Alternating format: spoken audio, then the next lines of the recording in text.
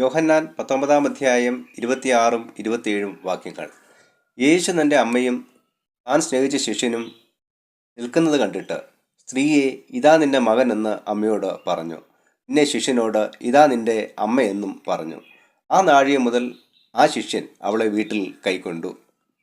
തൻ്റെ കഷ്ടതകൾക്കും വേദനകൾക്കും ഇടയിലും ഉത്തരവാദിത്തങ്ങളെ മറക്കാതെയും മറ്റുള്ളവരുടെ ആവശ്യങ്ങളിൽ ശ്രദ്ധ പതിപ്പിക്കുകയും ചെയ്യുന്ന യേശുവിനെ നാം കാണുന്നു. ഇവിടെ യേശുവിൻ്റെ വളർത്തുപിതാവായിരുന്ന യോസേഫിനെക്കുറിച്ച് ഒന്നും പറയുന്നില്ല. യോസേഫ് വർഷങ്ങൾക്ക് മുമ്പ് മരിച്ചുപോയി എന്ന് അനുമാനിക്കപ്പെടുന്നു. മറിയ വിധവയായിരുന്നു. അവളെ കരുതുവാൻ ആരുമില്ലായിരുന്നു. യോഹന്നാനെ യേശു സ്നേഹിച്ച ശിഷ്യൻ എന്നാണ് ഇവിടെ വിശേഷിപ്പിച്ചിരിക്കുന്നത്. യോഹന്നാൻ്റെ അമ്മയെക്കുറിച്ചും ഒന്നും പറയുന്നില്ല. സ്നേഹത്തിനായി അതിയായി ആഗ്രഹിച്ച വ്യക്തിയായിരുന്നിരിക്കണം യോഹന്നാൻ. താൻ ഈ ലോകം വിട്ട് കടന്നു പോകുമ്പോഴും തൻ്റെ ഉത്തരവാദിത്തങ്ങൾ വിശ്വസ്തരായ വ്യക്തികളെ ഏൽപ്പിച്ചുകൊണ്ട് സംതൃപ്തിയോടെ മരണനിദ്രയിലേക്ക് പ്രവേശിക്കുന്ന യേശുവിനെ നാം കാണുന്നു. ഏതു നിമിഷവും ഈ ലോകത്തു നിന്ന് വേർപെടാവുന്ന വ്യക്തികളാണ് നാം ഓരോരുത്തരും. നമ്മുടെ ഉത്തരവാദിത്തങ്ങൾ ഏൽപ്പിക്കുവാനായി വിശ്വസ്തരായ വ്യക്തികളെ നാം കണ്ടെത്തേണ്ടതുണ്ട്.